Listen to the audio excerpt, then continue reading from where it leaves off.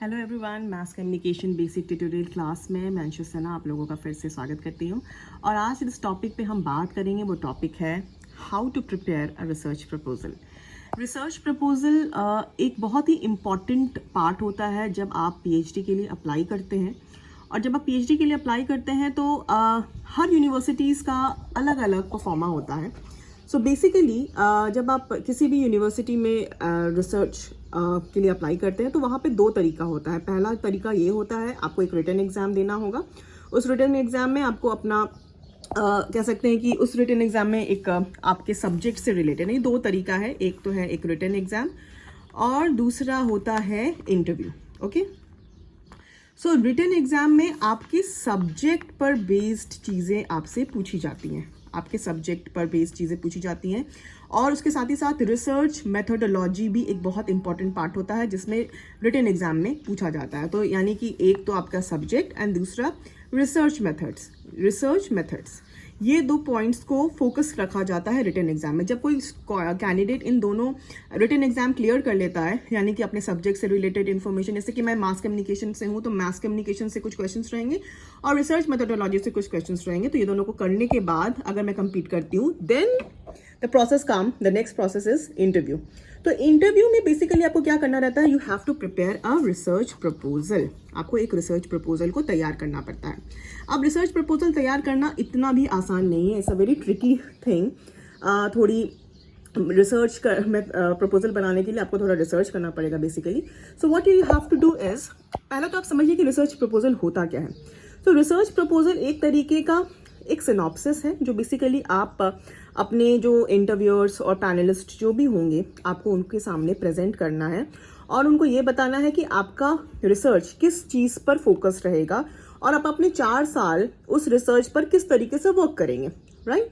तो इन चीज़ों का फोकस रखा जाता है और कहीं ना कहीं आपको ये बताना पड़ता है कि what are the important segments इस पर आपको करना है। आपने प्रॉब्लम आइडेंटिफाई किया है तो वो प्रॉब्लम आइडेंटिफाई क्यों किया है, उसके पीछे का रीज़न क्या है, और ये तमाम चीज़ें आपको बहुत ध्यान में रखकर करनी पड़ेगी। जब मैंने अपना एक रिसर्च प्रपोजल सबमिट किया था तो उस टाइम पे मैंने ऑब्वियसली कोविड का टाइम था तो बहुत लोगों ने कोविड रिलेटेड रिसर्च प्रपोजल को पे कुछ ना कुछ टॉपिक्स बनाए थे, जैसे कि कोविड का मेंटल हेल्थ पे क्या इफेक्ट हुआ, कोविड का देश की इकोनॉमी में क्या इफेक्ट हुआ, अगर आप किसी पर्टिकुलर जगह पे हैं तो कोविड का एंटरप्रेन्योरशिप पर क्या असर पड़ा। तो ये तमाम चीज़ों पर बहुत तरीके की स्टडी हुई थी। बट अब क्या हो गया है ना कि इन चीज़ों पर फोकस करने के लिए मना किया जाता है क्योंकि Covid is a kind of temporary चीज़ें हैं। मतलब जैसे कि 2020 में कोविड पीक पर था, 21 में था, बट अब क्या है, एक डिक्लाइनिंग स्टेज है। अब चीज़ें कहीं ना कहीं एंडेमिक हो गई है। कोविड से लेकर लोगों में एक अलग तरीके की विचारधारा बनते जा रही है। अब लोग उस पर ज़्यादा ध्यान नहीं दे रहे हैं बिकॉज सिंस वैक्सीनेशन हो गया। तो ऐसी चीज़ों पर हम ना फोकस करते हुए हमें ऐसी चीज़ों पर फोकस करना चाहिए जिसका हमें लॉन्ग टर्म इस्तेमाल हो सके, राइट। तो जब मैंने ऑब्वियसली अपना रिसर्च सबमिट किया था तो अगेन वो कोविड पर था, तो मुझे जो इंस्ट्रक्शन मिला था जो मैं आपके साथ भी शेयर करी वो ये था कि don't connect everything with COVID because COVID is a kind of a temporary thing and it will vanish with the passage of time. So rather you should take up some topic which has a long term benefit and which you can really you can come out with some important information and you can deliver something new to the people or the society. So this is what I got kind of suggestion from my panelist. But ठीक है, कुछ suggestions आपको मिलते हैं जिसको आपको, तो मुझे ये सजेशन मिला तो मैंने सोचा कि आपको मैं ये करूँ। तो आपको अपने रिसर्च प्रपोजल को बहुत ही फ्यूचरिस्टिक तरीके से सोचकर प्रॉब्लम आइडेंटिफाई करना होगा। यानी कि आपका प्रॉब्लम जो है वो रिलेवेंट हो, वो प्रॉब्लम पर शायद कभी किसी ने बात नहीं की हुई हो, अगर बात की हुई है तो उसमें अगर आपने अपने तरफ से क्या नया आप क्या पहलू निकालना चाहते हैं, क्या नया एंगल निकालना चाहते हैं, आपको इन चीज़ों पर खासकर फोकस करना है। तो जो प्रॉब्लम आइडेंटिफिकेशन होता है ना, दैट इज़ वेरी इंपॉर्टेंट। तो क्या है कि filling a gap in the existing body of research on their subject, underscoring existing research on their subject, adding new और ओरिजिनल नॉलेज। यानी कि कहीं ना कहीं आपको ये 3 चीज़ों पर फोकस करना होगा कि यानी जो चीज़ें एग्जिस्ट कर रही हैं उस एग्जिस्टिंग चीज़ों पर आपका अपना नॉलेज क्या आप देना चाह रहे हो, आपको अपने, यानी कि योर आउटकम कह सकते हैं कि उस एग्जिस्टिंग चीज़ पर आपका क्या है, आपकी न्यू फाइंडिंग क्या है इस चीज़ को लेकर। तो this is how you have to prepare your research proposal. तो रिसर्च प्रपोजल बनाने के लिए आज हम एक फॉर्मेट के बारे में पहले बात करते हैं कि क्या क्या फॉर्मेट और क्या क्या सेगमेंट्स और क्या क्या टॉपिक्स ज़रूरी होते हैं। तो सबसे पहले you have to prepare a cover page. एक कवर पेज आपको प्रिपेयर करना पड़ता है। उस कवर पेज में you have to mention the research topic which you have identified, and then you have to write down your name and जिसके अंडर आप काम कर रहे हैं और अपने इंस्टीट्यूट का नाम, वट जो भी है वो आपको नीचे यहाँ पर साइड में हाईलाइट करना है। So the research topic name has to be like अच्छे से फ्रेम करना, grammatically you have to be very much clear about it. ठीक है, now let's come with part 1। In the part 1 will talk about the table of contents.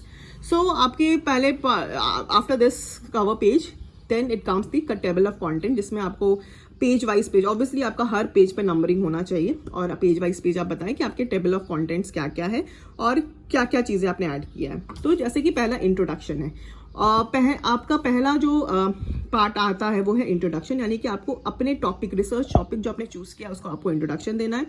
2 page का at least वो introduction होना चाहिए और इस इंट्रोडक्शन में आपको एटलीस्ट बताना है कि आपने ये इंट्रोडक्शन, ये टॉपिक क्यों चूज किया, इसका एक बैकग्राउंड आपको बताना है बेसिकली। ठीक है, जैसे कि अगर मैं वुमेन एंटरप्रेन्योरशिप पे बात कर रही हूँ तो मैं वुमेन एंटरप्रेन्योरशिप इन इंडिया पे बात करूँगी।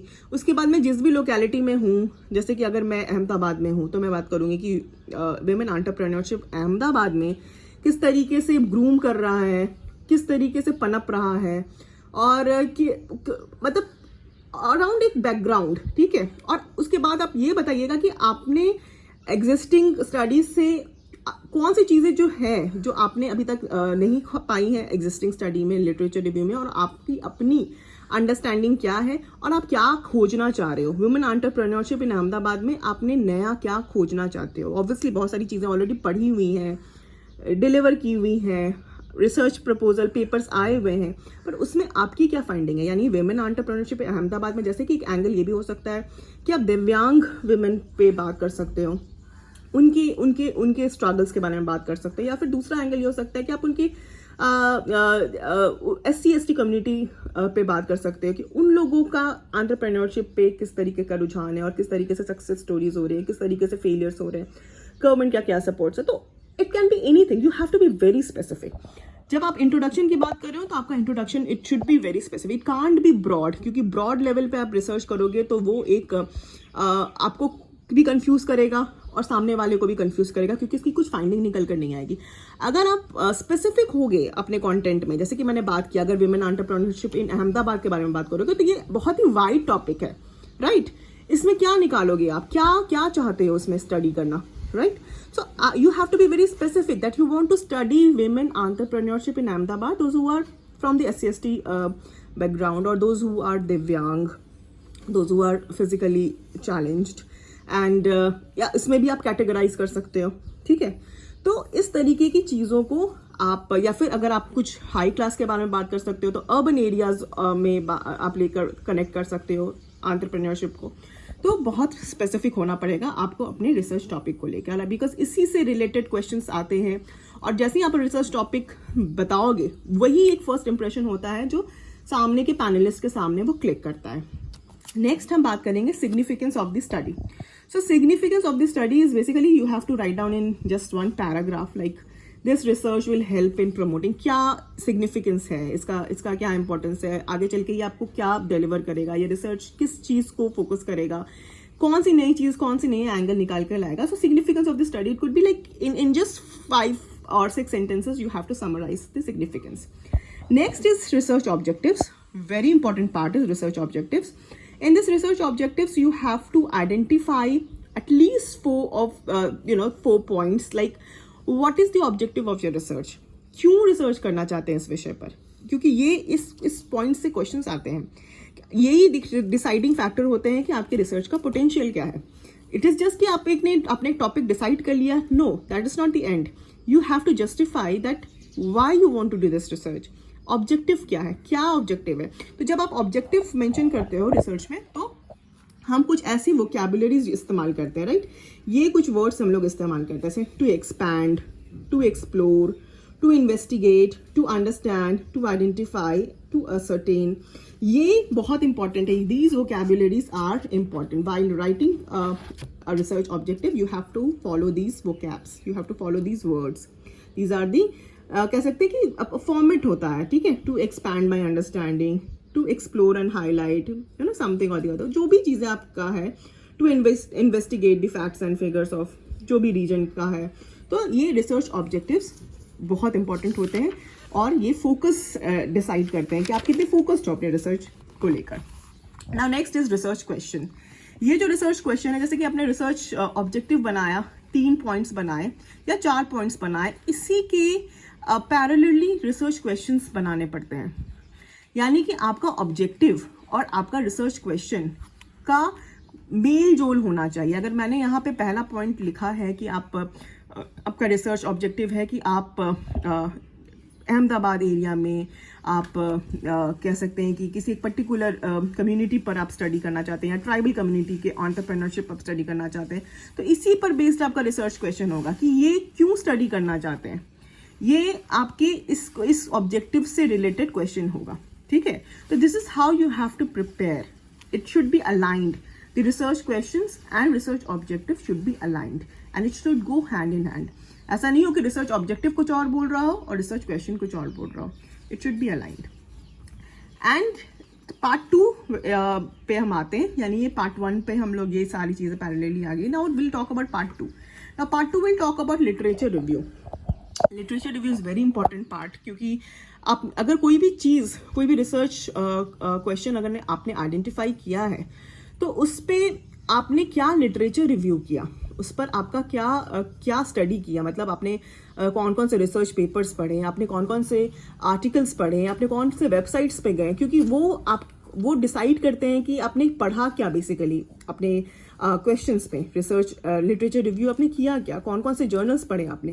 क्योंकि जब आप लिटरेचर रिव्यू पढ़ोगे ना, तो ये रिसर्च ऑब्जेक्टिव्स, ये रिसर्च क्वेश्चंस, ये खुद ब खुद पनपने लगेंगे, ये खुद ब खुद आने लगेंगे. तो जैसे कि 4-5 आपने रिसर्च पेपर्स पढ़े हैं, तो हर रिसर्च पेपर को आपको समराइज करना है कि ABC ऑथर ने अपने फलना रिसर्च पेपर में उसने क्या समराइज किया. तो you have to write it down in your words कि वो उसने क्या. तो ये APA फॉर्मेट में बेसिकली किया जाता है लिटरेचर रिव्यू. उसके बाद हम आते हैं रिसर्च मेथोडोलॉजी.